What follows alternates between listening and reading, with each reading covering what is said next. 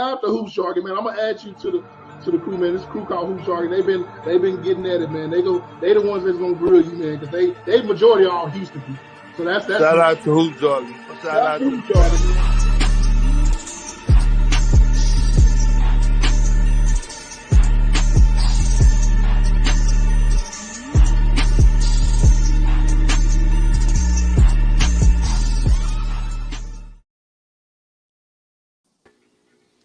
Shout out to Hoop Jargon, man. Appreciate everybody on the stream.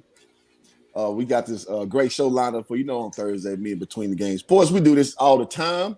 We got a special guest coming. We're gonna bring him up in a second, but Will, how you feeling, man? I'm feeling good, man. It's Thursday, it's our usual rock time, and man, I just gotta mention down that that intro be knocking in the headphones a little bit. I need some 12s, man. Man, grab that trunk, man, on that Hoop Jargon intro. Let's get it. Yeah, so we're gonna talk today, as you guys know from the title, about the NBA G League, because I think that this is an important pipeline that's gonna feed into the league that we all love, as we know, the NBA. And what better guy than a guy actually working those G League offices as Malik Rose, and man, so he's a funny guy. He's been on the show before. Y'all gonna like him. And don't blame him for his football team that he likes, because I don't know where he got that from. But without further ado, let's bring the man up, Malik Rose. What's going on, fellas? What's going on, big dog? What's the deal, man? Good to be back. Good to be back on Hoop Jargon. Watch the football jokes, all right? Start off on the right foot. Just watch the football jokes. Hey, I hear, man. So, man, how you living, man? Like you got the Rich Carlton over there, man. What you doing? Nah, actually, speaking of my football team, I'm up here. I'm at the just checked in. They got the wrong room, so I'll be in a different room. But I'm at the Four Seasons. That's the view. That's where all the Philadelphia Eagles live. That's the Philadelphia Eagle home country. So watch it, all right? I feel it, man. So, man. So I guess we can kick the party off, man. First off, congratulations with the promotion, man. You get an opportunity. It's always good to see former players be able to dictate the terms of how players are in a certain entity, man. So how do you feel about having that position, man, being VP? Well, it's great. I mean, I don't know what I dictated. I just think I'm lucky enough. I still, my buddies call it, I'm robbing the league. The league still ain't found out my gig. So I was able to ski mask, uniform, all that stuff, play for a long time. And now I've been working in different capacities, the broadcasting, front office side, team side, union side. So I'm really, really fortunate to be able to stick around the game, that I love. So I look at it as that. But, if I dictated something, it would have been a little different. I'd probably had, top job or something. I don't know. But I'm really happy where I am. And like you said, I get to participate in a lot of different rooms, be a voice in the room, rooms where the future of basketball is being decided. So really, really exciting for me. And I'm just thankful to be a part of it. Yeah, that's pretty heavy, man, because as we know, a lot of decisions get made, and it's not always in the best interest of the athlete. And I understand it's a business. That's just how it goes. Mm-hmm. So one thing I'm excited about is just how the G League has come from, I'm not going to lie, when it first started, it was kind of an afterthought for a lot of hoop fans, if we're being honest. You could pay $120 to get a trial with the Austin Toros, up the street, me and Will are two Houston kids. We knew the culture back then. You know what I mean? Like, for real, man. Man, let me go get back in shape and see what I can do. Yeah. Let me see if the Texas Legends gonna give me a shot. So as we know, it's not that way anymore, man. So speak a little bit about like where the league has come into where it is now, and like how you guys kind of view it going forward. Yeah, I mean, you go back to what was it? I'm guessing 2006, 2005. Yeah, that's about right. I believe it's 2006 when the league started, and had 8 teams, and we were in like some rough cities. I mean, was it Asheville, North Carolina? Shout out to Asheville. So it's a great city. But you ain't gotta be nice, man. Keep it real. Just a little different. But we've grown from 8 teams in 2006 to 29 teams now. Yeah, that's impressive. Yeah, with 28 of them having a 1-to-1 affiliate with an NBA club, man. So that's tremendous growth. And shout out to presidents of past like Chris Alford and Malcolm Turner, and presidents of present, like my man Sharif Abdul-Rahim. And, they've really grown this league to, just a great place it's in right now. And a lot of people on the court and off the court are benefiting from it. But it's just a great time to be involved with the NBA, of course, but also the G League, man. And, I tell former players, non-players, aspiring, coaches, medical people, personnel, like whatever, just I tell them any opportunity you get, especially with the G League, man. I mean, that's priceless. It's gone from, like you said, somewhat of an afterthought, or, like people didn't really pay much mind or much attention to G League opportunities, to G League opportunities being extremely coveted by people looking to get in, not only just, to get into the NBA family, but just to stay around the game they love. Like people like, we're not the only ones that love the game of basketball. You guys love it. I love it. And other people who weren't as talented as we were, they love it too and want to be a part of it. And the NBA, gives these opportunities, or has made this platform, the G League, and it provides tremendous opportunity to not only players, like I said, coaches, medical personnel, front office personnel, PR personnel. So I'm really proud to be a part of it because, like I said, it's creating a lot of opportunity for people, and people no longer look at it as like, just like something that, they'll think about doing. Like, these are coveted and people are diving on these opportunities. Well stated. Well stated. Absolutely. I want to ask, I don't know if you can answer this, but what took so long for the NBA to kind of embrace this idea of having like a minor league per se? What do you think was the kind of hiccup on that? Yeah, I wasn't there. That's when I was still hooping, so I really wasn't thinking about the G League. But I don't think it's a question, and I'm, speaking from my perspective, I don't think it was a question of the NBA embracing it. I think it's something the NBA and all major sports leagues want. Like, they want that baseball model where you have the minor league system for your parent teams. Mm-hmm. I think it, like, just looking at the behemoth it is now, it probably was a logistical thing where we had to get the teams involved. This is a heavy investment from all 30 teams. I think it's 28 right now. Portland and Phoenix don't have a G League team right now, but in the future they will. Mm-hmm. But it's a heavy financial commitment. It's a heavy time commitment and energy commitment for these NBA teams whose primary purpose, we'll say, is winning an NBA championship. Yeah. But it took a long time for them to embrace the benefit that the G League can be, like, in helping towards those championship aspirations. I mean, did Toronto know, 20 years ago that their G League team would help produce championship assets in the form of Fred VanVleet and Pascal Siakam, who spent considerable amounts of their first and second years in their G League system, the Toronto Raptors 905. Mm-hmm. Like, they didn't know that players being able to develop in that system would pay dividends for them on the NBA level in the form of players. And you could say the same thing in the form of coaches, like, with Nick Nurse and Adrian Griffin and those guys. So it took a while for the teams to understand how important this could be and how valuable this could be. And the league just had to get them there. But we're here now and we're rolling. Yeah, absolutely. Impressive. And I think this is a valuable comment, and I want to get your opinion on this, Malik.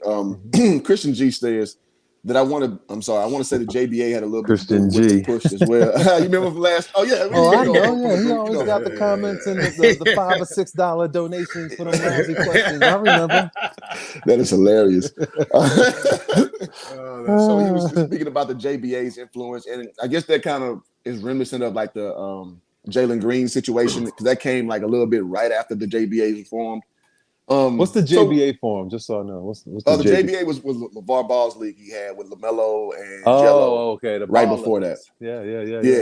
Mm-hmm. So do you think there's any correlation with that? And then, like, when the G League had the, I forget the name of the exact initiative, but to get the guys. Or the Pro Ignite Path, and now it's Ignite. Yeah. Mm-hmm. Do you think there's any correlation with that? Yes. I mean, there has to be. The whole landscape of amateur athletics and amateur to pro, that whole landscape is going through like tremendous change right now, and it's all driven, like you said earlier in the show, it's a business. There's a huge business component that comes along with being good at any sport, not just basketball. I mean, tennis and baseball and football and soccer. I mean, they all have the same issues. I don't know. The issues may be the wrong word. This isn't an issue. I would say opportunities. They have the same opportunities. And, LeVar Ball, for, all his on camera, posturing and all that stuff. He's a smart guy. And I guess, he and other guys, I think Mark Cuban, I read, said something about this years ago. They recognize the opportunity that going overseas, for going a senior year in high school and going and playing pro a year earlier, the financial benefits of that. And it's very real. So much so that other leagues have started because of that. His league started and I think it failed, but it was a great idea. And now the NBA is doing the same thing with the, first starting out as the the pro path, and now it's a Team Ignite. So those, there's been success stories in this short amount of time, Ignite being one of them. But this landscape is changing when such, like just older organizations like the NCAA are starting to change their, ironclad rules on amateurism to allow, elite athletes or, certain athletes, all athletes to participate in it. But we all know that, only a few will be able to command the dollars we're talking about. But the NCAA is changing their stance on it as well. So it's very real. I think it's here to stay. I think it's a good thing. But like most good things, proper preparation and kind of oversight and everything has to be a part of it, because we're dealing with some young and impressionable kids. And absolutely, hell, when I was 18, I wasn't ready to make the decisions these guys have to make. Hell, when I was 30, I probably wasn't ready to make those same decisions. But we have to provide the correct resource, the correct amount of resources for these kids to help them with this. But it's a good thing overall. Yeah, I gotta agree with that. And I will say that LeVar's league, it went the whole duration. And if we put it in proper context, the American Football League or whatever it was, it failed, and also the XFL failed, that same league. Yeah, so LeVar's league went from start to finish. Now, obviously, it didn't have season 2. But so I gotta give him credit for completing the year out, and the winning team all got free Cadillacs or something to that effect. Free Cadillacs. Free. Hey, nothing says baller like I'll still take a Cadillac. What? Free?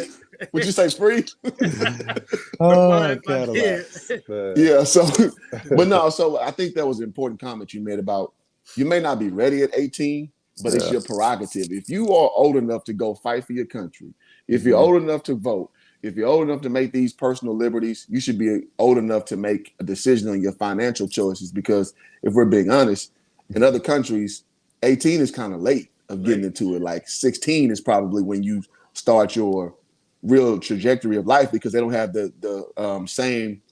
Let me put it this way: they put education differently in other parts of the world, and they don't have the same college model that we have. And so, if we're putting, if we're just being honest, I don't like the argument, oh, well, he's too young to make a decision. Okay, well, it's his choice to fail. You can't put on your own insecurities on somebody who has exceptional talent, not to monetize it like the NIL program and what have you. So I think that is it's a great thing that it happened how it happened, whether it's concurrent with the JBA or not, which in my opinion, I think it was. But at the end of the day, kids are winning, and that's all I want to see. Yeah. I mean, you bring up some good points. I think I read an article once, and I never really put 2 and 2 outside of the sports world. But even all those points you brought up were accurate. The right to vote, the right to go to war, and all that stuff at 18. Just facts. It's not like someone agreeing or right or wrong, whatever. Those are just factual statements. But the whole thing, like I remember when I was at school at Drexel, and it happens more often in like a lot of these tech schools. The MITs and the Caltechs and all that. But these guys are freshmen, sophomore, juniors in school, and they're taking companies public. Like they're making tons and tons of money at ages of 18, 19, 17, whatever you want to call it. And, if it's okay for them to do it, why shouldn't it be the same for all athletes, not just basketball? But that's that whole philosophical argument. And, you got to filter through the business and the capitalism lens or whatever. So I'm glad we are where we are today. But like I say, the fight is not over. There's still a lot more that can change, a lot more good that can happen. But the NIL argument, Ignite program with the NBA. I think those are huge wins for young athletes. Agreed. And Will, before you go, let me read Sir Tyson's comment. He says, "Salute Hoop Jargon." He says, "What's good, Malik? I was on last time you were here. Congrats. I didn't know you were Jamaican, as this is your 13th NBA job now." Hey man, I was an extra on In Living Colors. That segment, hey man. Got longevity, man. That's a hell of a comment.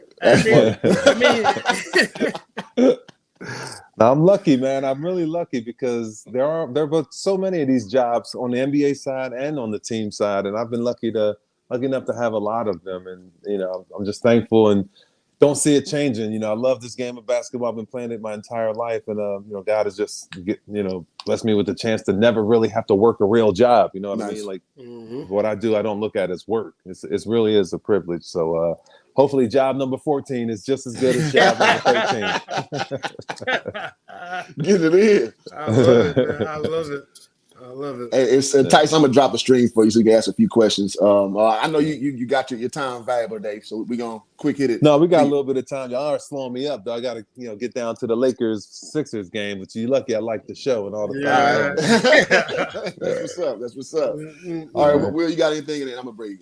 No. I just wanted to mention about the NIL stuff, man. It's about time because we both played and we were still in college at the time, and we were looking at it like that back then before one of the Bannon brothers came out with that situation.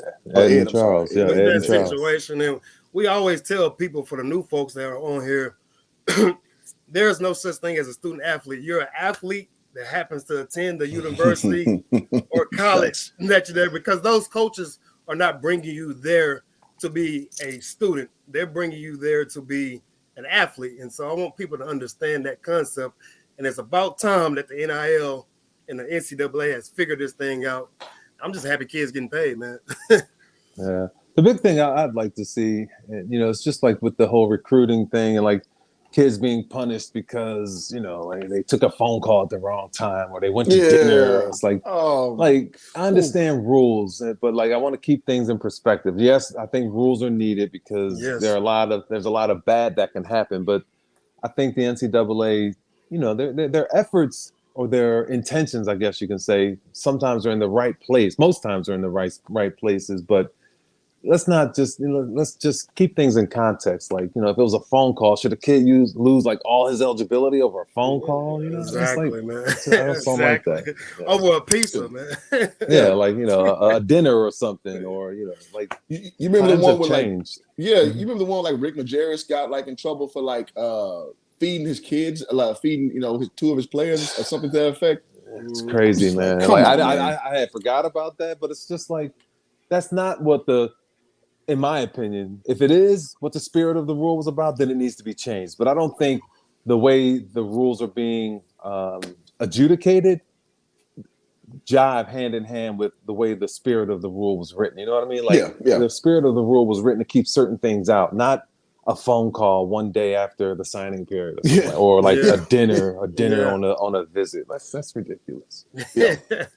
It's madness. And I think that the dinner was like for guys who kind of stuck out, that they didn't have the ability to go pay for their own food. And me living that college, I mean, we all did the D1 thing, so we know what time it is. Man. Might have been a walk-on or something. I think Penny got popped twice for chicken, man. I'm like, come on, man. Take him for some fish. Take him for some pasta, pizza. Leave the chicken alone. Two top 10 recruits of the chicken. That damn bird. That's wild. Keep telling you. That is wild. Man. Tyson, I know he got some good questions for you. Yeah. Tyson in the building, man. What's going on, What's brother? up, Tyson? What's up, Malik? Salute Hoop Jargon, even though I'm not a mod on your channel. What's up with that? What's up, man? I don't know how to give out wrenches like that, man. I need to work on that. He don't know how to do it. Yeah, man. I've been struggling with that. You gotta let me do it. You gotta let me do it. What's up, BTGS? My man Malik. Good to see you again and talk to you again. Same I got here. something. Okay, I know that this isn't necessarily possible, and I understand you have to, stay within the guidelines of your position. But here's my proposal on this, okay? When we look at hockey, they're very successful with their player development because they have a very established minor league system. basically the single A, double A, triple A. So my proposal, and I know this sounds outlandish, but my proposal is that if the NBA really wants the G League to drive interest into it, and again, I understand you have to be touchy with answering this question, that you have to put time, regardless if you're a lottery pick or first round pick, you have to put time in the G League. Now, if you ball out, you obviously come up. That could be a week, that could be a month. But what that does to me is it seems like it protects also vets' jobs, but it also drives interest into the G League. And for the guys who need development, they can work on their game. Because I don't think that the NBA should be a league where we're watching players develop. I got about 5 in my head, but I want to be respectful to them right now with your position. I'm not saying you agree with my position, but what are your thoughts on this? Or you can just speak on how the G League is trying to be the official. It is the official, but in people's conscious mind, the pipeline to the league. Any thoughts on that, Brother Malik? Well, we definitely, and thanks for the question. Thanks for joining the show again. That's essentially what the G League is. Now, you always have the problem with not perception, but how people view things, on their own. Like development may mean something different to you than it does for me. Like we all think under the guise of, basketball, it ultimately means getting better as players. But there are 30 teams in the NBA, and they all have success at one level or another with development. So my point in saying that there are many different ways you can develop, and there are many different ways teams employ to develop their players. Case in point, like I said, Portland and Phoenix, they don't have development teams. But in my opinion, and I think a lot of NBA people would agree, Portland is one of the better teams at developing players. They don't have a G League team, haven't had one, ever. But they've developed. I mean, look at how much better CJ McCollum has gotten. He came from Lehigh University, and now he's max player on his second max deal. He's a perennial all-star contender. You look at Nurkic. Yusuf Nurkic couldn't get on the court. A big part of that was Joker, but he's gotten a lot better. You look at the way he's developed in the half roll game, as we call it. Like Dame will run a pick and roll, and they throw it to him at the top of the key foul line area.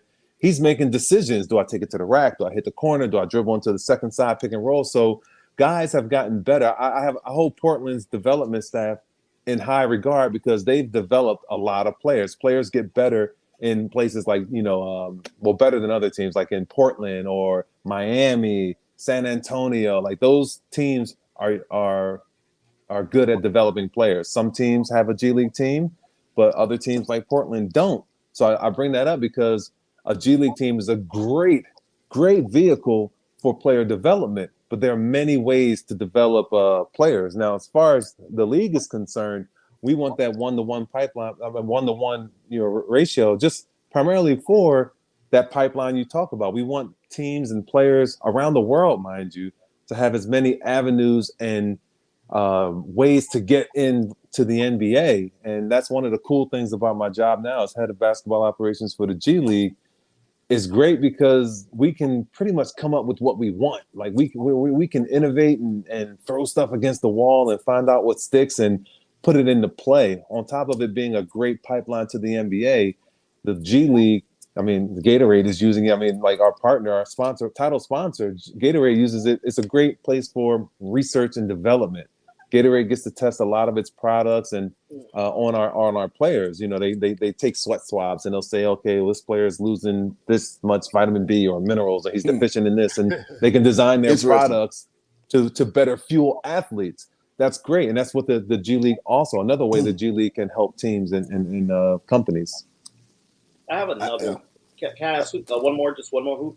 Yeah, well, let me just throw a little bit sprinkle with the Portland situation. I think that's very poignant because look at Dame Lillard. Dame Lillard coming out of Weber State, never went to the NCAA tournament. Now I didn't say he was a high draft pick. I understand that, but he was 6, but he's gotten a lot better. You look at this game, yeah, absolutely. I coached against Dame Lillard when he was a freshman. My school. You can say you don't have to say it like I coached against him. You can say he gave y'all the business. He actually did though. Dame had 11 points off the bench, and he must have got hurt. He got hurt after the 2 minute mark. He didn't stand out, to be honest. He didn't stand out. So it was just funny, like years later, like, damn, that was that dude on Weber State. So that's the true story. Yeah. So, but no, I think that was a poignant point. I just kind of want to drive it home with even their showcase player, again, albeit a high pick, he was not like, what you would say a slam dunk player, as it were. It was more or less you still had to cultivate it. But go ahead, Tice, what you got, bro? Yeah, this is related to your position as far as director of operations with, and I'd like your opinion on something of the G League and this being a challenging time in doing this with COVID. One, what are your thoughts, or how hectic has it been with the testing, the players, the provisions? And secondly, I gave a very strong opinion that I did to Hoop that I thought that the pipeline of getting players in should have pooled, and they did. A lot of teams did pool from a lot of G League players. Okay, but when you're seeing some of the names of the older all-stars who are touching, I was going to ask this. Yeah, that's a good question. And all this. Two of my questions. That was your question, BT? No, you're good. You're good. Handle your business. Handle your business. Hey, I swear I wasn't looking at your paper. I swear. No, but love to hear about just about how hectic it was, or is right now, with all these not restrictions, testing, replacements, players positives, protocols, and then if you want to touch on the other one. Yeah. So first off, it's been hectic. It's been hectic on both sides, man. Like I could not imagine going through what some of the teams have had to go through with just the way COVID and more recently and specifically Omicron. What those things have what those issues have I thought you were presented to teams. What'd you say? You get called up or suit up, Nah, like, that could be a long distance call. They ain't calling me up. Malik go hit them with that. Yeah, right.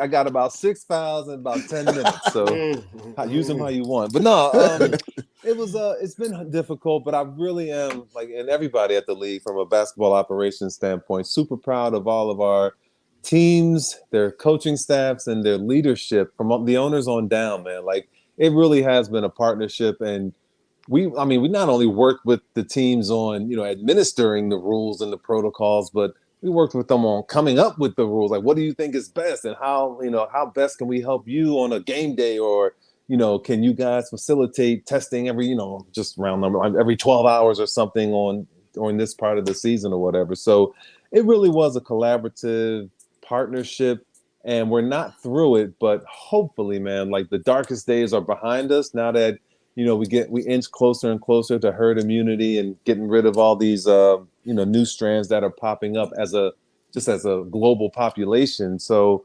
we've weathered the storm. We've had great leadership on the league side, the team side, and one of the things I didn't know from the outside looking in, like the NBA, we didn't have any COVID experts as a job description or whatever, so the people at the league, these are lawyers by trade, and very few of them have medical backgrounds, but they worked with the medical people we've partnered with, Dr. Fauci and our medical leaders, Dr. Sims and Dr. DiFiore. We've put together these groups that have advised people with non-medical backgrounds who are then tasked with going out and coming up with league-wide protocols and rules for how we're going to navigate this thing. So I say that because that's like me getting thrown into, this is a crude example, but I didn't go to school to be an electrician, but I got to wire the whole city's power grid in a matter of 2 weeks so we can complete the season. Like we've had people go above and beyond the call of duty when it comes to job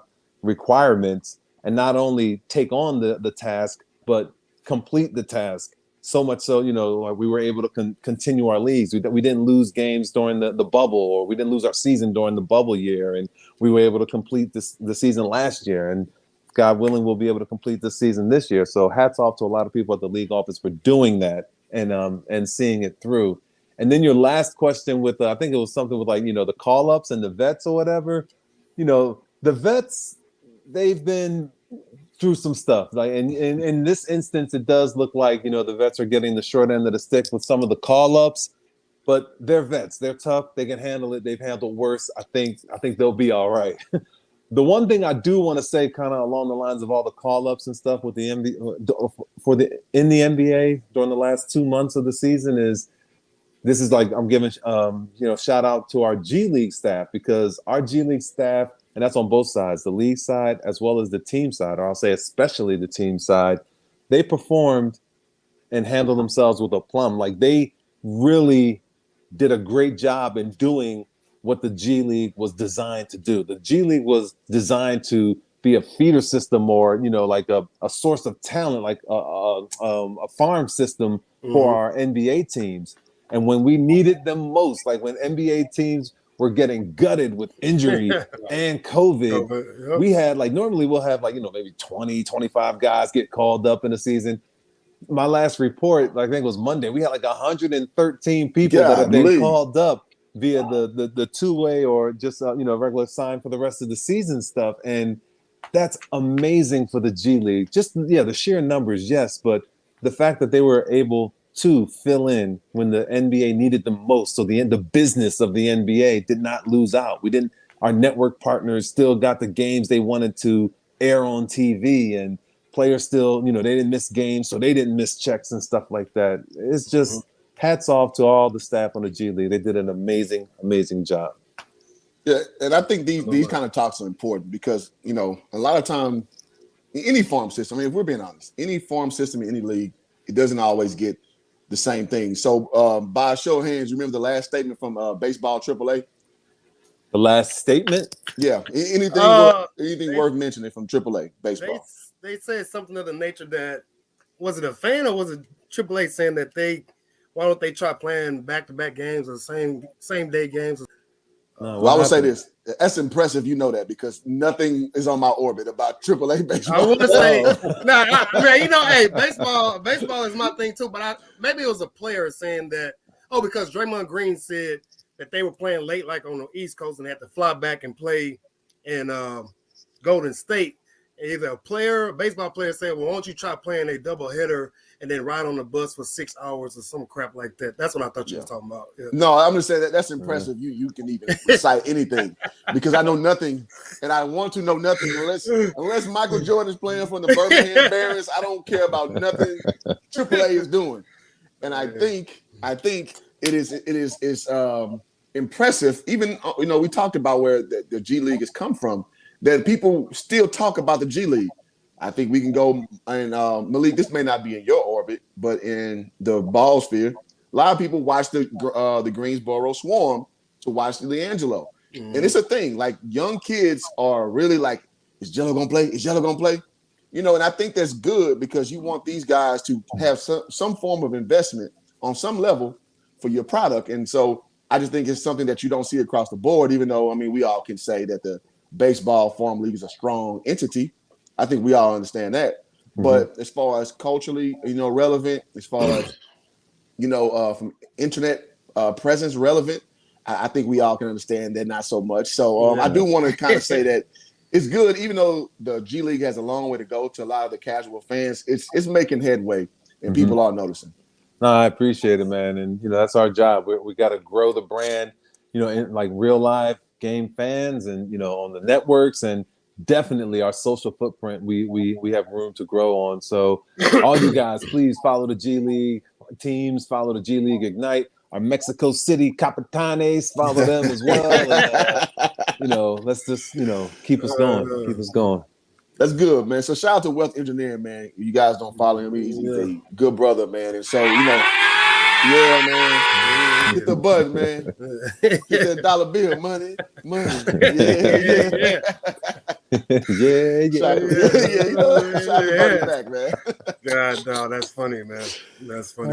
So I love this, man, again, because I'm a sports nerd and clearly, Will, you took the cake on that, knowing a AAA headline. Wow. That's impressive. Man, I do it all, man. Do it all. Yeah, man. So Tyson, Will, you got anything? Will, you go. I've asked two, so go ahead. I was going to ask. I think I saw something where that the NBA has announced that there's a new format from the rookie sophomore game, and then there's some guys from the G League being initiated into that process. I want to know if you had any doings in that, and what was the whole thought process of that happening? Well, before I answer the first part of that question, do you guys like the new format? And then I'll tell you if I had any involvement in it. Is what Will describe awesome. the format? Yeah, so the format is 4 teams in the Rising Stars games made up of 12 NBA domestic and international sophomores and rookies. 12 of those guys, and then we'll have 12 each. 12 each of international and 12 domestic rookies and sophomores. And then 4 members of Team Ignite from the G League, with one of those members going on each team. So it'll be teams of 7, 4 teams of 7 for a total of 28. And they're playing kind of like the Elam ending, like, a race to 50 for the semifinal games. And then the championship game will be a race to 25 because we're honoring the 75th season of the NBA. And along with that, we'll have some our Clorox clutch shooting performances and stuff like that, where each team will have a chance. Not the teams of 7, more other players, other rookies, sophomores, and Ignite players. They'll have a chance to relive or recreate some iconic shots in the NBA, like Magic's nice. shot across the lane for the championship. Maybe cool. Sean Elliott's tiptoe on the sideline to hit the 3, things like that. You didn't know about that. You so that's a video. You weren't there, right? Yes. No, I was at the scene of the crime. But no, that's going to be All-Star Friday night.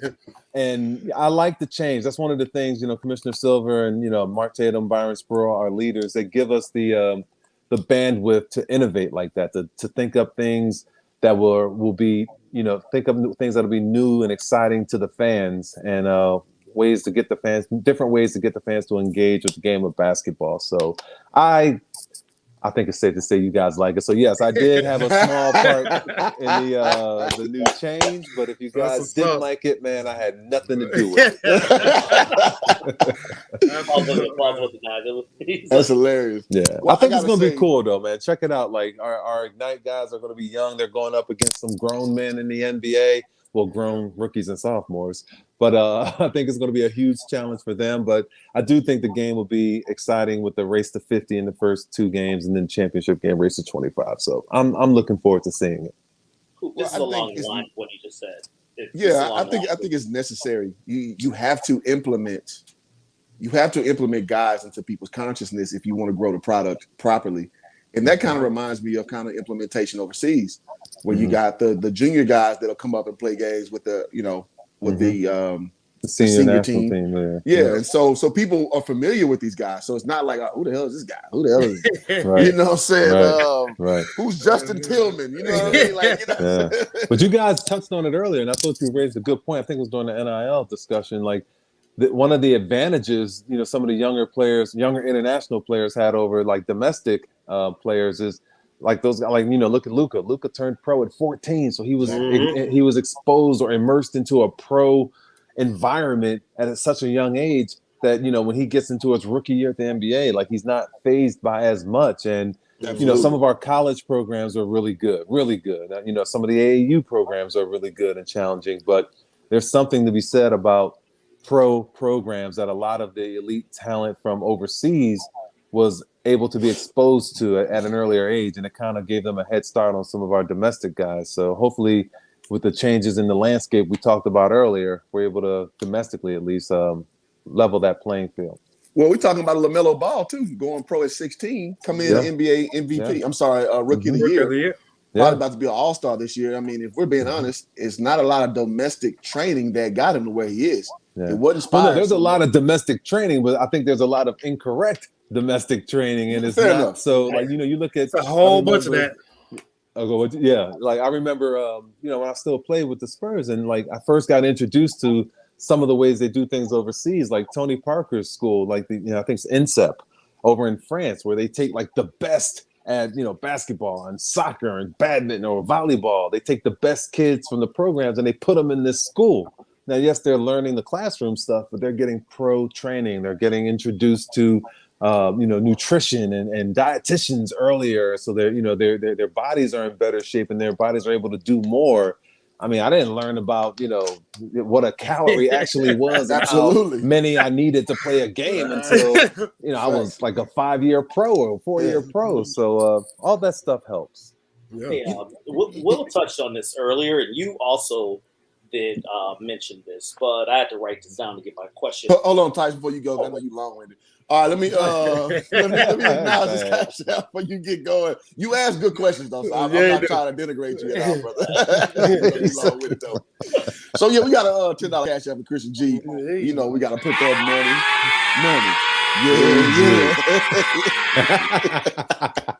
So he says, I'm glad the G League become an important entity imposed of being looked at as a second-tier league. I remember when a player was sent there's punishment a few years back. That wasn't cool. Yeah. Great comment. Yes, it evolved. Tice, you got the floor.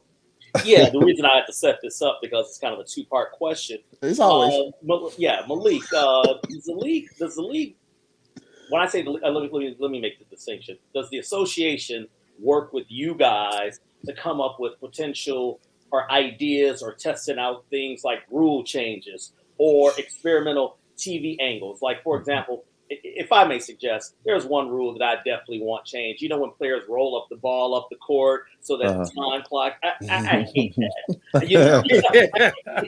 I would love for you guys to test this rule and just get, no, once that ball hits the court, the clock starts. But go ahead. Yeah, that's interesting. And dude, if you ever come up, you got a lot of ideas. So, if you ever come up with a good one, I may have to steal it. You either send it to me offline or I'd appreciate it if you did that. But no, so you can have it. Yeah, like the G League, appreciate you. The G League is definitely, like I said, it's a research and development arm of the NBA, one of the research and development arms of the NBA. So yes, we do test a lot of rule changes and like the coaches challenge that's so popular right now. Like a lot of people don't understand. Like it's still in kind of like the beta stage. We're testing it out, and we tested it out first in the G League, and then the Board of Governors voted it to be implemented into the NBA. Now I think it's here to stay, but it still requires a vote from the Board of Governors on whether it's going to be a permanent rule change. And one of the things that you're reading a lot about in the media, and it's a hot topic at the NBA with Commissioner Silver, is this transition take foul stuff. So if you don't like the ball rolling up the court nice and slowly, I'm pretty sure you don't like some of the more exciting plays, our fast breaks where dunks and threes can happen. You don't like that being stopped by the transition take fouls, they call it. That's where like the players get lazy and they don't get back in defensive transition. They just reach out and stop the play. So we're testing, we're tracking that at the G League level right now. First, we have to find out like how much is happening, how often and all that stuff. So we're getting the data on that now, and that's going to be used in a potential rule change, rule modification, or something that can address I can safely say it's a problem right now. Like I like to see more exciting players, and you see somebody dig in on the defensive end and they get a big steal, and it's a 2-on-1 going the other way. You want to see an alley-oop, you want to see a deep three or something, and I think we're robbing our fans of the opportunity to see some exciting plays with the transition take problem we have. So to answer your question, yes, the G League, that's kind of like one of our marching orders is to find ways to, through research and development to, change the style of play in the game or change the flow of the game somehow where it's more exciting to fans and fans are able to engage more. Yeah, I like that because again, we as spectators, we sit back and we just guess about these things. So it's good when you kind of take the lid off a little bit and kind of give some introspective viewpoints of like, yeah, this is what we're doing down here. And this, if it's good enough, it ferries up to the top. And what you see with the main stage. And so I think, again, not only just talking about some of the guys like Mac McClung out there, doing his thing, my youngin on the Ignite, I forget his name. What's his name? Mr. Nix, doing Dason. it. Yeah, we can talk about players all day, but it's good to talk about the logistics because that's what basically makes the product that we consume every day, as patrons of the NBA. And so it's good to hear the inner workings of it, just to give us better perspective of everything. Yeah. So I appreciate you for that, man. No, like I said, this is hopefully, this knowledge I'm giving you guys, man, the insight I'm giving you will prompt you to hit that like button and subscribe on our G League teams, man. We got to get our social footprint up. So let's do that. Yeah. Let's do that. Okay. Who's like, you guys are, what are y'all, Rockets fans or in Houston or something like that, man? I'm a fan of the sport. I don't have a team anymore. Okay. Well, like them all. Like them all. It doesn't just have to be RGV. Like them all. I will say this, and I'm going to call him Mr. Rule Change himself. My guy, Jeff Van Gundy, is always... Jeff Van Gundy's hilarious, man. He's hilarious, man. He's but I heard him say this over the years, and I want to see it kind of experimented with, and he's talking about the disqualification rule. He wants to see that kind of change. Kind of like how hockey, when a player do something stupid, they go into the penalty box. I don't know if that can kind of happen, but I do know that the dynamics change when a star player gets his sixth foul. Like, that's just I don't want to see an NBA penalty box. I don't want to see Kevin Durant falling out, man. Like, you know what I'm saying? I don't want to see LeBron falling out, even though it's very rare. But that does change the dynamics of the way the game goes, the way a coach is approaching his team in the late minutes of a game. So what do you want to see? I'll play devil's advocate, and then I'll tell you, a little more insight to what we have going on at the league. But do you want to see Kevin Durant and LeBron James able to just foul willy-nilly when they know they can't foul out? No, that's true.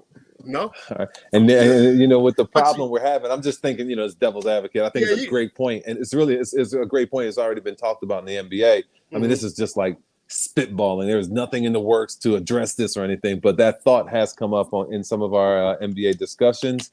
But you look at it, there's always like the intention of the rule change or whatever, and then the unintended consequence of it. And you look at what happened, and players, you can blame them for it or not. I mean, I tend to blame players for this, but it's just part of the game, I guess. But you look at what happened when we changed the rules on landing space, like allowing the offensive player to landing. Like, I mean, I've seen more like horizontal jumpers shot like in a horizontal fashion than I've ever seen in my life. Like, these guys, once they knew that you had to respect the landing space, which is a good rule. Like, too many players were getting hurt with that. Yeah. Players started, I'm going to get a 4-point play, so let me lay down when I shoot this jumper or kick my feet out. And so it's like, that's why I brought up the whole thing with LeBron. Like, if stars can't foul out, it's great. We'll always have a star on the floor. The games will be that much more exciting. And I know our network partners are like that. But they foul already. You ever watch Chris Paul play? Oh, yeah. Chris Paul be out there hacking. And half the time they know they're not going to call it. Like, all players know this, but it's like he wasn't the only one. Like, I remember when I was with the Spurs, my rule, like, I played, 20 minutes a game. I ain't played 30 and 40 like Tim and Dave, but if I was ever in the game with Tim and Dave and I was in the vicinity when a foul was called, I'd get benched if I didn't put my hand up to take that foul from Tim or Dave. So teams and players are always going to try and find an advantage with any rule change. I do think it's great that, and a great idea where our stars can be on the court at all times. But is it worth it, when you factor in the unintended consequences? Hey, Malik, you a better man than me. I just like put my hand nothing. Man. Hey, Tim, you go sit down, bro. Dude, and like back then, like, they were all world. Dave was all world, the greatest, and Tim was like super duper rookie. So I'm sitting there I used to be on the bench just waiting to play, man. There's plenty of times I wanted to, like, push one of them down a flight of stairs for a minor injury so I could get some clock, man. But I had to do that. That was my role. That's tough. Yeah. It's funny. The more I played basketball, the more I knew I was that kind of player more than I was a star. And I jest and say I would be selfish, but honestly, if it led to us being a better team, I would acquiesce as well, man. And Will knows that Will was my high school teammate. We played at the same college at different times, but as much as I thought I was a star, I understood what my role was. And it's just that's what makes basketball work, though. Yeah. That's what makes basketball work. Yep. No, it's great. It's all about, just being a part of a team. Your role, being a star in your role. We've all heard the stuff before. The stars, obviously, they're the star. They're better at most things because they are. That's what makes them the stars. But there were certain things that I could do that, some of those guys couldn't do. Like when teams went small. Like I loved playing against Dallas and Golden State and those teams, Phoenix. Like those teams that went small. That like when Matrix was at the 4 or We were switching the Dirk pick and rolls. That's Yeah. when we went small. Like either Tim or Dave was the center, and I was the power forward, and I got the lion's share of minutes. So it worked out some nights. Yeah, there you go. Yeah. No, that's real talk. You know when the matchups benefit you being out there, and it's always good as a small big man. Like, oh yeah, it's go time, baby. Yeah. Dude, there were some nights like people probably had it marked on your calendar. Like, I know. People thought I was crazy for loving to play against Shaq. Shaq was elbowing you and dunking on you. He was just like, a man child down there. And they're like, I love those games. And people don't realize, like, I love the competition.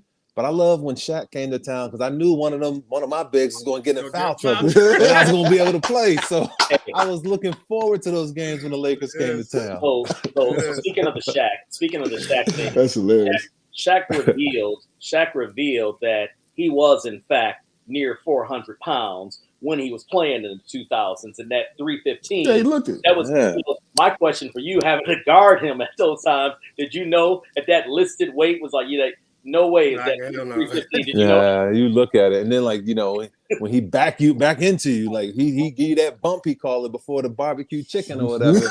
Yeah, you felt it. Like I never thought 400, but like you could tell as he got older, man. Like the one not scary part, but the one thing that was just like, you look at LeBron and the stuff he was able to do athletically, and you hear Giannis, the Greek freak and all that. Like Shaq was like that too, and like you look at Shaq, his first maybe 6 years in the league, Shaq was like big and huge, but he was like nimble and lean and could run and change direction.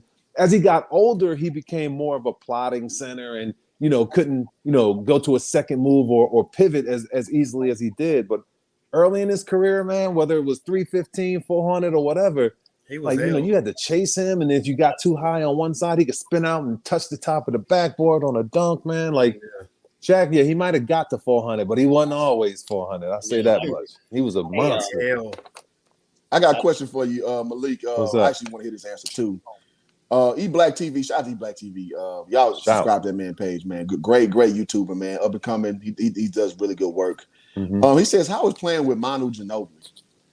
Man, Manu was great because one, he, my job, I used to get 4-6 points a game off Manu, and we checked in together. So it's like, we always knew we were kind of like in tune and on the same page in a lot of aspects. But the beauty about Manu, like he wasn't a point guard like Jason Kidd, but how you just watch Jason Kidd and like really all you have to do with Jason Kidd is run and catch. Like if you can run and catch, he gonna get you 10 points a game. Yeah. And Manu was the same way. Like I used to love when he was on the floor, because all I had to do was sprint or just find the open area. And somehow, some way, he was going to get me to rock and I get a bunny. But Manu was a great teammate to one, play with, but then also watch play, man, because he's one of like the handful of players in the NBA that can do some things that nobody else can do, man. Like we had rules, you guys know, like, you're playing defense on somebody in the corner.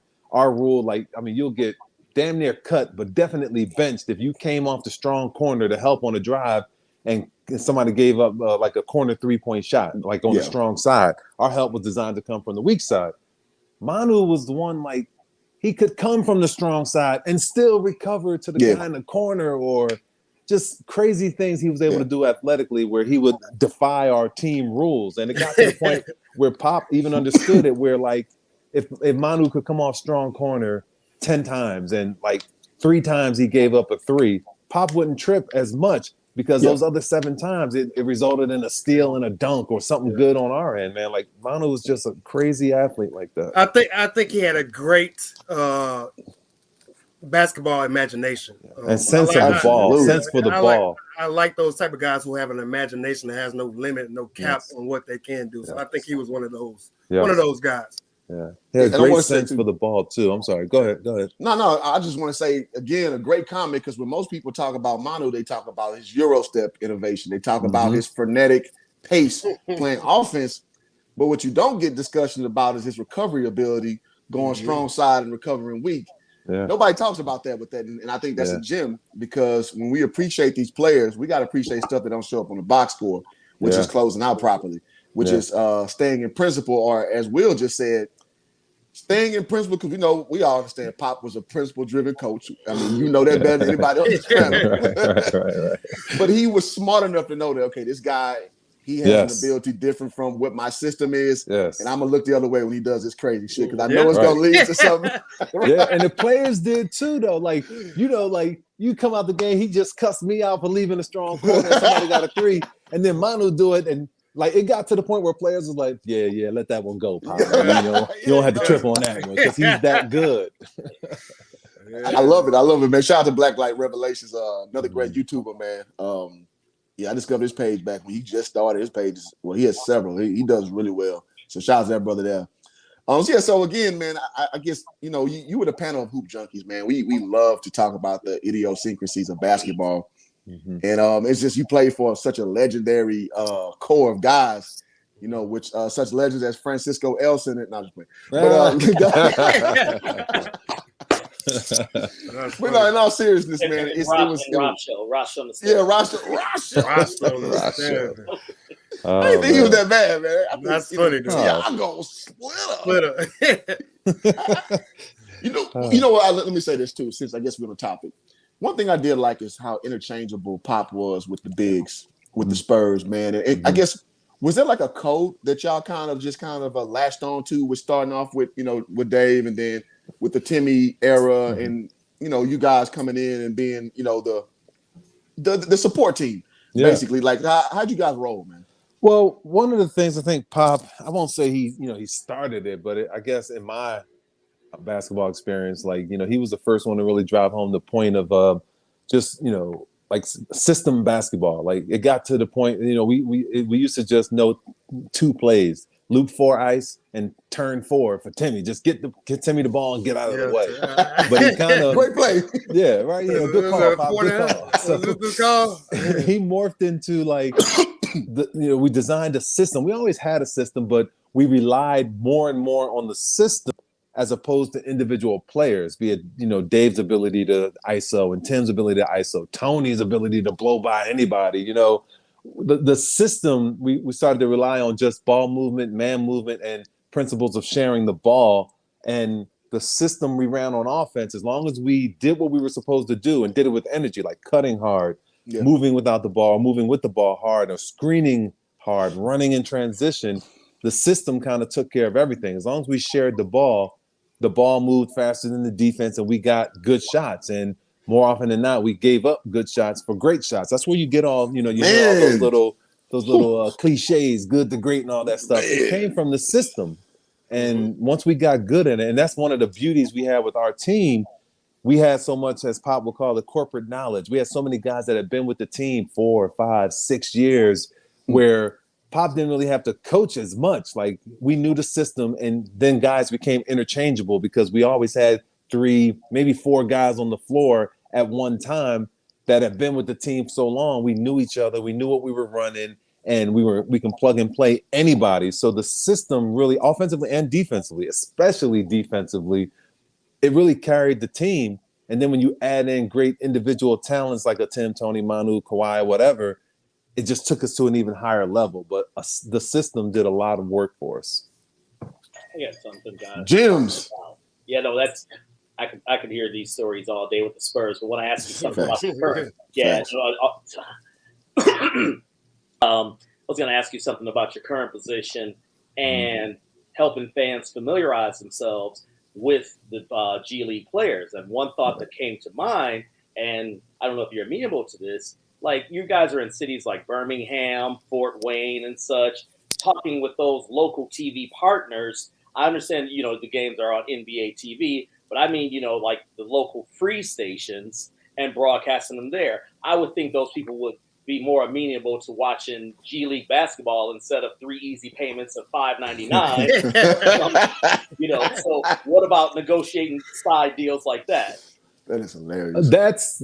Everything's possible, but I think the business model we have right now, like, our business, a lot of the relationships we have with the G League are kind of like, not grandfathered in, but part of the package with the NBA deal. And we would like to grow those things. Yes. Would we like to have our G League games on ESPN all the time and on ABC? Yes.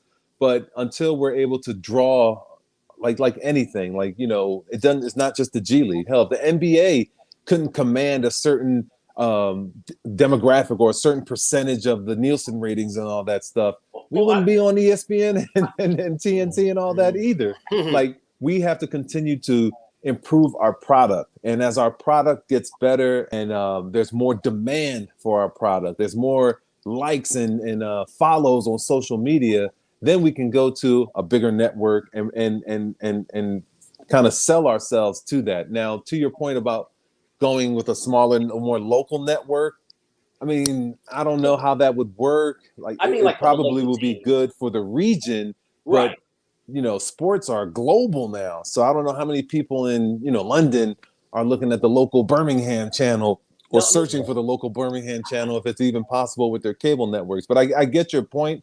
But what I guess I'm saying is, the more we have to be able to sell it to more people globally, and a lot of those smaller towns just don't have the reach. I'll leave on this note. So with that said, because we've heard this argument before by some, and some others say, no, it matters. TV ratings still are a big factor of the overall league, correct or no? Or because people are using these devices now to watch their clips, is it or is not as important?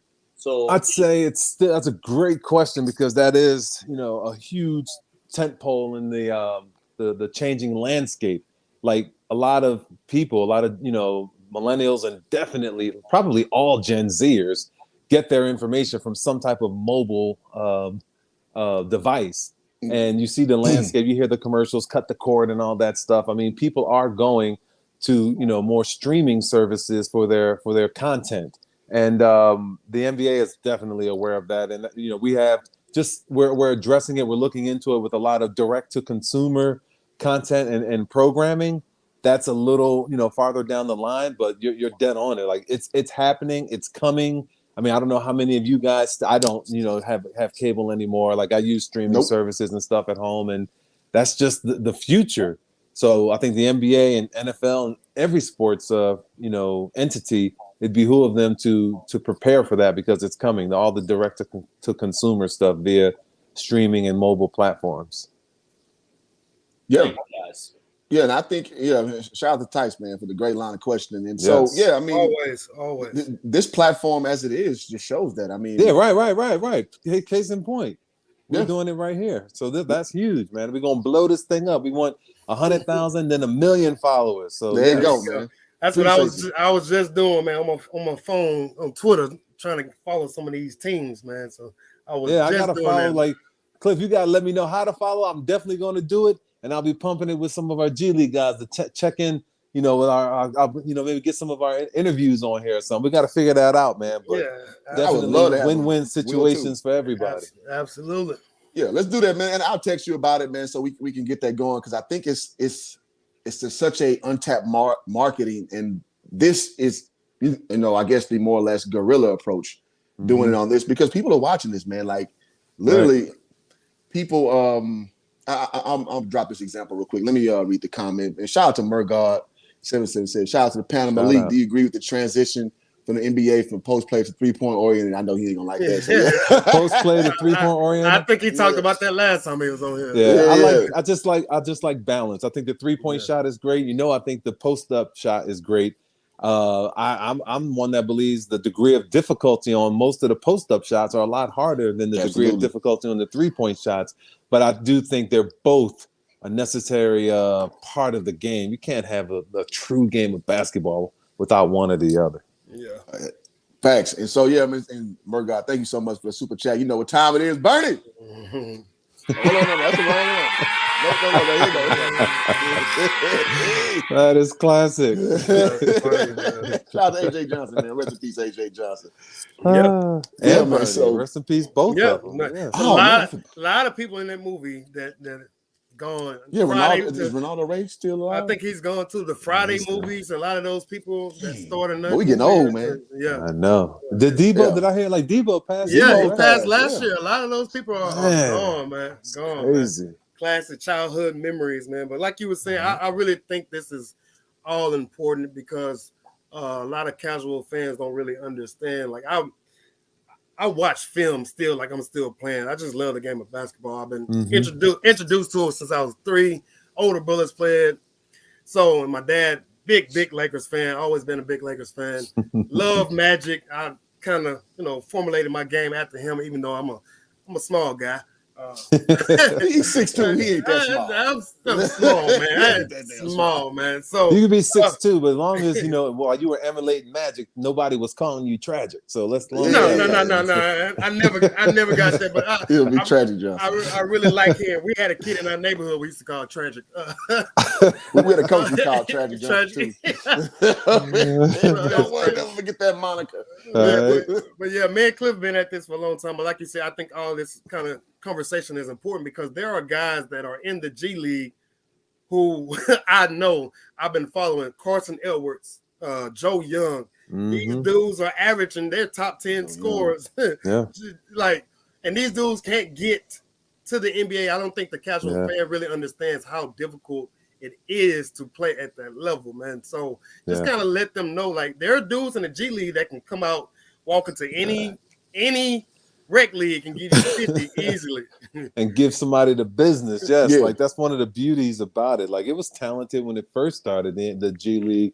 I think it was less talent, but like now obviously because they only had 8 teams at the time. Now we're up to the 29. But to that point, there are a lot of All-Americans and former lottery picks and just guys that have game but couldn't make it into the NBA for one reason or another. I mean, they're bad organizations or there was bad leadership. There were injuries. I mean, some guys maybe had weight problems, but their games were still there. And fortunately for us in the G League, we get to experience that. Like you said, I've watched Carson Edwards give people the business many of times, man. That kid can score, and he is definitely an NBA level talent. But as you guys know, it takes more than talent to get to the NBA. I mean, there's a big part of it is luck and timing and situation, and there are a lot of things. You have to be extremely lucky, I'll just say, to kind of encompass them all to get to the league. And just because those guys are in the G League doesn't mean that they're not NBA caliber players. And the last thing I'll leave you guys with, I mean, the NBA, we're celebrating the 75th year in the NBA. So that's 75, seasons of it, but it's still less than 5,000 guys in the world that have played in the NBA. I think it's like closer to 4,800. So it's like they ain't gave me that stat not too long ago. Yeah, that's it's nuts. Like 4,800 people in 75 years that have ever played in the NBA. And when you look at the numbers in that context, it gives you a different perspective on how good and how lucky you have to be to make it to this level. Yeah.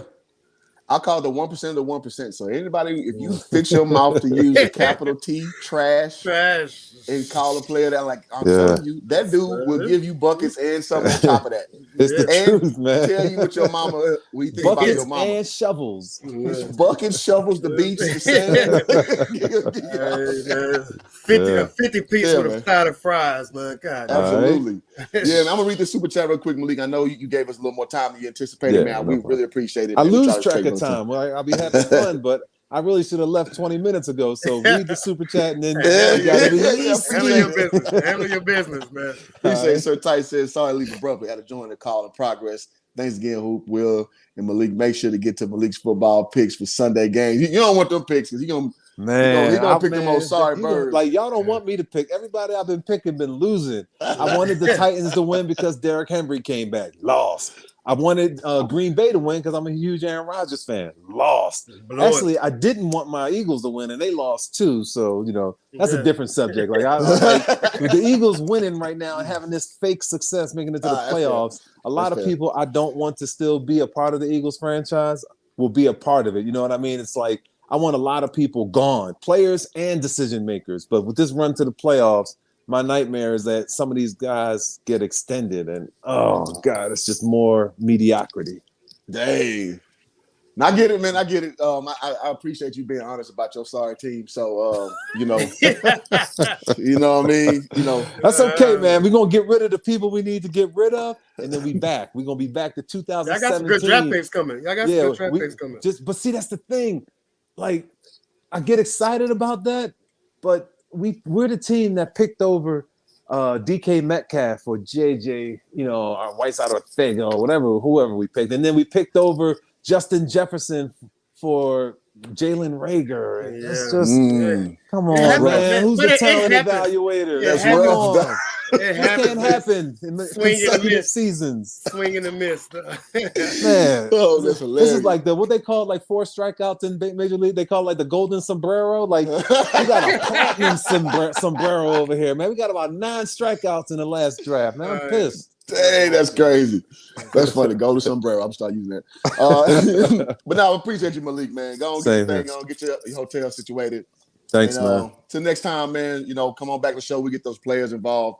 What we do in this space, especially I'm telling you, the Greensboro players, people want to talk to them in this space. So just let you know, we'll talk after the show. All right, fellas. Well, no, I'll catch up with y'all next time. Appreciate the love, man, and let's keep pumping the show. Keep doing good things, and go Eagles. Oh man, I'm about to boot you. You all right. Thanks, man. Appreciate you, man. All right. There you go, man. Great Malik Rose. Hey, nothing but knowledge, nothing but jewels, nothing but gems, nothing but gold, whatever you want to think of. It was the real deal, man. I enjoyed every bit of that conversation. There was a couple other questions I wanted to ask him, but I know he had to. Yeah, we got to respect time. He stayed longer than we expected. Yeah, I know. We didn't do the thing. Hold on. Now, Sir Tyson dropped that 10. Yeah, hey. Yeah, money. Yeah.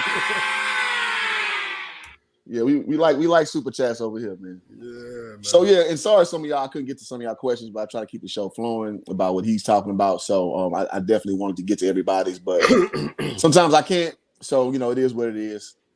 But if you super chat, I don't care what we talking about. We don't see your question. That's just how it rolls. Bottom line, dog. Bottom line, you super chat. We going to your shit. You say the dumbest thing, you super chat. It's going up there. That's just how it rolls. But no, man. So seriously, it says a fact who job we gotta talk about Greens. But yeah, you know what time it is. And Nico, I want to get to what you were saying. It's just I gotta make the show roll. I know we was on borrowed time already. So yeah, now I appreciate y'all who patronize this page, man, because this is what we try to bring. We try to bring quality content. And from a sense there's something you can take something from it, something that you can learn about the game. To listen to Malik talk for an hour and 10 minutes, where else can you get that? And he's speaking off the cuff, you know what I mean? He's speaking extemporaneously. And he can give you insight and knowledge about how it is to play with Tim Duncan, how it is to play with, David Robinson, how it is to play with Manu Ginobili and what have you. In a lot of places, you get a lot of speculation. You don't get actual application. I know my words are wrong right now. I sound like I'm Jesse Jackson right now, but, but the point I'm making, I am somebody. But, in all seriousness, it's good to get perspective that is from firsthand knowledge instead of, again, you just guessing, which we all do. I'm guilty of it. You guilty of it. It is what it is. Yeah. But yeah, man. So I'm getting to come to a quick dope stream, bro. You out here doing your thing. Appreciate it, man. Appreciate my boy Rob, Black Light Revelations is building. I came in late. I rewatched. Yeah, man, Rob, hey, he had a lot of gems, man. Go ahead, Will. Good from the start, man. No, I just want to say, well, first of all, I got some of these streamers on here. I got to, subscribe to y'all page. I don't be on there like that, but it, like you said, this is really good to have because there aren't too many channels out here trying to get interviews with ex-players or NBA execs, stuff like that. I think next week I'm going to try to get Rex Chapman that used to play for the Nets. We're talking to him, so I gave him a shout, and he's reached back out to me. We're just trying to work out some details. So that may be next Thursday. So y'all might want to tune in for that. Another NBA ex-player that played at the highest level, working on things. So y'all make sure y'all subscribe to these channels because it's going down on both sides, man. Football, basketball, baseball, badminton. We even had a AAA reference going on in here, baseball wise. So y'all need to get in on these channels, man. Understand what we're trying to do, man. And it's just Malik was the truth, man. I'm really glad I came on because I was this close. Like, no, I'm tired, man. My sinus is acting up. But I'm glad I came on. Yeah, and I'm gonna be honest with y'all, transparent. Like in this YouTube space, you get a little fatigued sometimes of doing videos. And today, I just had a day of like early airness. I'm not gonna lie, I was looking at Malik and say, "Man, you want to do it next week?" I was like, "Nah, bro, you need to do it today." He committed today. It's a busy man, and he's a fan of the show. As he said, it's his second time on the show. I want to say 2.5. Like he tried to give me an interview 2 years ago, but my computer was acting up, so. he likes what I do over here at Hoop Jargon, man. And so, and y'all support was awesome, man, all the way through. So I really want to give y'all a lot of support because y'all, I'm not gonna lie, when I looked at it, it was 3 people in queue waiting on the show to even start. I was like, oh man, I got to get him the show now. I can't back out of this, man. Yeah. I can't back out of this. Live streaming is so much easier than videos. Yeah, man. So yeah, E Black says Rex Chapman is dope, man. He's played Summer League Pro in San Francisco. Yeah, man. Rex Chapman is a baller, bro. Yeah. Black Light said facts. Live streaming is so much easier than videos. It is. Oh, it is. My God. I hate editing, man. I woke up this morning 6:30 Central Time, and I'm looking through my phone, and I see this notification about Jackson State, and they doing the new SWAC Classic or whatever. And I'm like, bro, I'm tired. I ain't got nothing to do today. I was like, you know what? I might as well go and do it. But once I got to doing editing, I'm like, God damn, I don't want to do this no more. But yeah, you got to put it out there, man. But yeah, exactly. Live streaming is easy, man. It's always easier to talk to somebody else instead of just getting up there and produce your own shit. Yeah. Yeah. I'm sitting on the video. It's been about 3 days. I should have released it. I'm just like, I feel bad with that. But even streaming though, sometimes again, today I didn't really feel like talking, and had an early doctor's appointment. I was just like, man, I'm done for the day. I don't want to do nothing else. But then I hit Will up. I was like, Will, you want to? Because me and Will go. We had a Thursday. We do a show every Thursday, and Malik happened to be available today. So I was like, damn, Will, you want to hop on the Malik stream with me? He hit me back for like 30 minutes. I was like, oh, shit. I was like, man, I'm about to tell him next week, man. I don't know, man. Yeah, man. But everything went good, and you guys showed up. You guys showed out, and we appreciate that. Because again, he's dropping gems, and slowly he gets more comfortable and sharing more information with you. Mm-hmm. And that's always been the approach for my channel. Like I want people to tell you stuff that you can go to the water cooler and now you know something instead of just talking about what Shannon and Skip said. You got some other perspective from guys who actually did it. You know what I mean? So Rob says I sit at my computer standing on the video. Like, yeah. See, say I won't upload you without editing. Yeah, you got it. It's rough out here. It's the worst, man. Anything is the worst. Switch Life says, I'm gonna go back and watch the stream. As a former pro, I love to hear NBA guys talk the game. Remember Malik Rose from Spurs? Yes, go look, man. Yeah. It's a great commentary from Malik. Dope from start to finish. E Black says, let's not talk about going back over a 2-hour stream for clips. Oh man, I'm still getting to that point. Oh my God. Man, I didn't did the football games, man, and I'm sitting there on a Saturday, just 3.5 hours. I'm like, God, when this game is gonna be over. Streaming is hard, man. Don't let anybody tell you any different. Streaming is hard. As a matter of fact, I think I'm gonna do the Lakers and Philly game tonight. Not showing the game, but just kind of talking the game. Anybody want to come through and chat? But that's y'all pull up on my boy.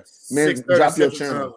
Drop your channel in the chat if you can. If I can. So you know how to follow. People lazy.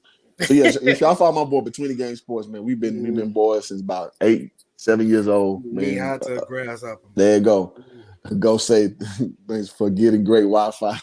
That boy Ghost, man. Ghost is ill, man. Ghost is ill, man, for real. It's hilarious. He's a hilarious guy, man. Yeah, so I mean, unless y'all want some more, man, we can end it here. If y'all want to come up on the panel, I guess let me know what y'all want to do.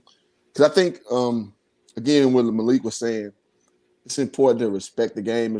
It's important to understand the intricate part of the product we'll see. And the good thing about what he was saying is like the G League, they actually listen to us, the people who watch. And they do listen to the things that we say. And so if y'all didn't catch the first part, he was like they do see basically the G League is like the litmus test for the NBA initiative. So one of the things you see implemented this year is the All-Star game.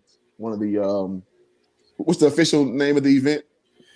It's the rookie sophomore game, but they made some tweaks to it. Basically, it's basically a tournament.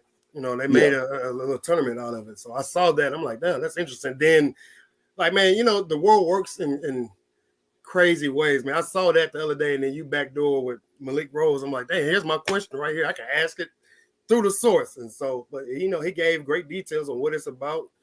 4-team tournament. There are one a night player, I think he said, on each team, and then they're playing the 50, then the 75. I really like that because what happens is in the past that this is basically just a showcase of talent. Now these dudes actually have to play defense a little bit. I mean, it's still gonna be a showcase, but it's gonna be more competitive. So I'm with that. Absolutely. You know, I'm with that, man. I'm with that because at the end of the day, we like the All-Star games, but they was actually trying. I don't want to see Olay dunk fest all game long. I do want to see guys actually trying. So I appreciate that era. I would say it probably stopped around the 2012 era when they stopped trying. But when dudes was out there trying to really go at people's necks, I understand that may risk injury. But I mean, at the end of the day, I don't feel sorry for millionaires. Just don't. I want you to go up there and entertain me. Hey, I love it. You got some new subs, Will. Yeah, I see it, man. Appreciate y'all. I was trying to get to appreciate y'all, man. Yeah. I would sub back to E Black, man. He puts out good content, man. Yeah. As soon as we get off, Black Light Revelations. As soon as I get off, I'm on it. See, Nico says, I'm glad they're listening. I'm finna go to Greensboro protest. I'm tired of watching trash. Listen, man. People listen to you. Like, it may not just be you, but if you hit them up enough, they'll notice you. I'm telling you, go on there and do that, please. It's called checks and balances, man. That's how your government runs. See, Black, right? Okay, yeah. You gotta talk to each other. But no, so y'all hit that like button on the way out, man. Y'all hit that sub button, man. Again, I don't try to cheat y'all at all on this content. I give y'all real content from people who really know the game better than me. I know the game pretty well. Between the Game Sports, hold on that way, knows the game. But Malik Rose trumps both of us and some. You know what I'm saying? Yeah. So we want a guy like that talk hoops to you. So again, when you start talking to your partners, you know what you're talking about a little bit. So we want to put you on game, man. And so, Will, you got anything, before we peace? No, man, just to make sure y'all continue to look out every Thursday around 2 to 3 o'clock Central Time is where we're going to start. We're working on a name, logo. Y'all make sure y'all tell people about us every Thursday. Good Lord. Every Thursday, we're doing something, whether it be a certain topic or we're bringing a guest on. I got plenty of people trying to line up and get this. Butch Alcindor,